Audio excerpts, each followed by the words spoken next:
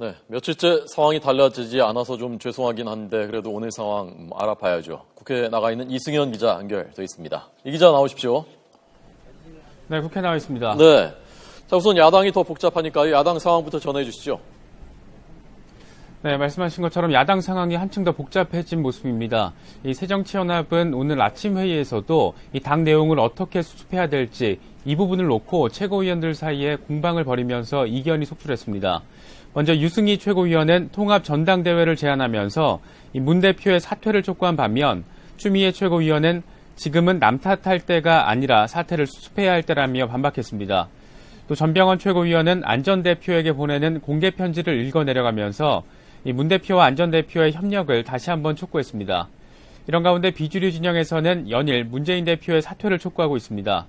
비주류 진영의 구당 모임은 오늘 아침에 회의를 열어서 현재 당 내용을 막기 위해서는 당헌 당규에 따라서 비대위를 구성해 야권 대통합과 혁신을 논의해야 한다며 그 전제는 문 대표의 퇴진이라고 주장했습니다.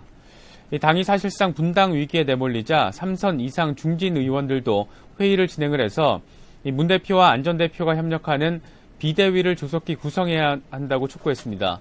하지만 비대위를 꾸려서 전당대회를 치르자는 것은 안 전 대표의 혁신전대 가능성을 수용한 것이라면서 문 대표 측이 강하게 반발하고 있어 갈등은 좀처럼 가라앉을 기미를 보이지 않고 있습니다. 네, 여당도 수면 아래 좀 가라앉아 있는 모습이긴 합니다만은 사정이 복잡하죠. 네, 그렇습니다. 내년 총선의 기준을 정할 이 공천기구 인선 작업에 새누리당이 박차를 가하고 있는 모습입니다. 이 기구위원장인 이 황진화 사무총장이 어제 출장길을 마무리하고 해외 출장길을 마무리하고 귀국을 하면서 인선 작업에도 속도가 붙을 것으로 보입니다. 공천기구 인선 작업은 이번 주 안에 마무리한다는 방침입니다. 위원 구성은 9명에서 11명 사이로 이뤄질 것으로 보이는데 위원 구성수를 짝수로 할지 아니면 홀수로 할지를 놓고 친박과 비박 진영이 갈등을 빚고 있습니다. 이런 가운데 결선 투표제가 가장 뜨거운 감자로 떠오른 모습입니다. 결선 투표제는 당내 경선에서 1위 후보자의 득표율이 절반을 넘지 못했을 때 차점자와 다시 한번 경선을 치르도록 한 제도입니다. 친박은 1위 득표율이 절반을 넘지 않으면 결선 투표를 진행해야 한다. 반면 비박 진영은 오차 범위 안에 있을 때만 실시해야 한다. 이렇게 맞서고 있습니다. 공천기구 인선이 마무리되고 또 결선 투표제 등 총선 룰에 대한 논의의 속도가 붙으면 이 새누리당의 당내 계파 갈등 역시 한층 더 고조될 것으로 전망되고 있습니다.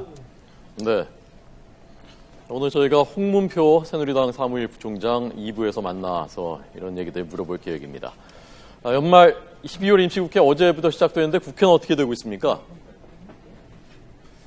네, 19대 국회 마지막 정기국회가 문을 닫자마자 곧바로 12월 임시국회가 속개가 됐지만 사실상 개점 휴업 상태입니다. 이 노동개혁법 등 이 쟁점 법안을 처리하기 위해서는 상임위별 논의가 속개돼야 하지만 오늘 상임위 회의는 단 한 건도 잡혀있지 않습니다.